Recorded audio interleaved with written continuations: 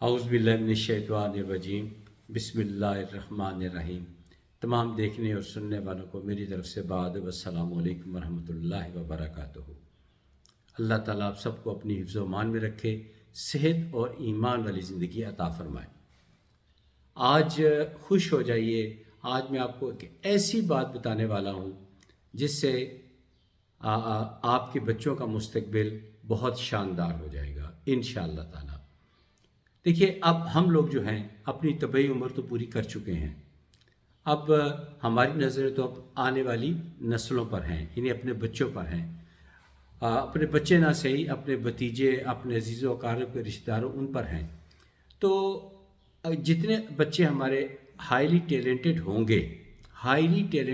گے اتنے ہی وہ ترقی کریں گے، اتنی ہی وہ کامیابیاں حاصل کریں گے اور خوب فائدہ حاصل ہوگا انشاءاللہ تعالی۔ تو میں آپ کو ایک ایسی تصویر، بڑی آسان سی تصویر بتاتا ہوں جو آپ اپنے بچوں کو کرائیں، خاص طور پر چھوٹے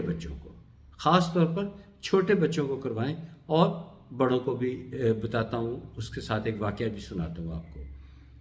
وہ تصویر ہے یا حکیم ہو یا باعث ہو، یا حکیم ہو یا باعث ہو۔ حکیم کا مطلب تو پتہ ہی آپ کو، حکمت والا۔ باعثوں کا مطلب ہوتا ہے مردوں کو زندہ کرنے والا۔ اللہ تعالیٰ کی شان ہے کہ وہ مردوں کو زندہ کرنے کی استطاعت رکھتے ہیں، اور ایک انسان کے اندر لاکھوں نہیں، کروڑوں نہیں، اربوں صلاحیتیں ڈیڈ پڑی ہوتی ہیں۔ جب ہم اللہ تعالیٰ کے صفاتی ناموں میں سے ایک نام باعثوں کو پکارتے ہیں تو وہ صلاحیتیں اجاگر ہو کر سامنے آتی ہیں، اور پھر ذہانت اپنے عروج پر پہنچتی ہے۔ میں نے اپنے بچوں اور دوسرے لوگوں کو کروایا تو وہ آج ماشاءاللہ بڑے اچھے مقام پر ہیں۔ آپ سب اپنے بچوں کو یہ تسبیح کروائیں، چھوٹی عمر کے بچے کروانا شروع کریں، بڑے بڑے عہدوں پر پہنچیں گے انشاءاللہ تعالیٰ، بہت ترقی کریں گے انشاءاللہ۔ ذہانت بہت اچھی ہوگی، ٹو دی پوائنٹ رہیں گے، اور آپ کا مستقبل بھی اچھا ہوگا۔ ظاہر اولاد اچھی ہوگی تو آپ بھی خوش ہوں گے۔ اور میں آپ کو ایک واقعہ سناتا ہوں، یہ صرف بچوں کے لیے نہیں ہے، یہ ایک بہت پرانی بات ہے۔ میں اس وقت وزیر آباد رہتا تھا، تو میں گاڑی ٹھیک کروانے کے لیے لاہور آتا تھا۔ لاہور ریگل چوک کے پاس ایک موٹر مکینک میرا پرانا تھا، اسی سے میں کام کرواتا۔ ایک دفعہ دیکھا تو وہ فارغ بیٹھا ہوا تھا۔ میں نے پوچھا بھی کیا بات ہے؟ کہتا ہے جی اب آپ جیسے لوگ ہیں جن کے پاس پرانی گاڑیاں ہیں، آج کل تو ٹیکنیکل ڈیجیٹل گاڑیاں آ گئی ہیں، تو مجھے تو وہ کام نہیں آتا، تو لوگ اس طرف چلے جاتے ہیں، میرے پاس تو کوئی آتا نہیں۔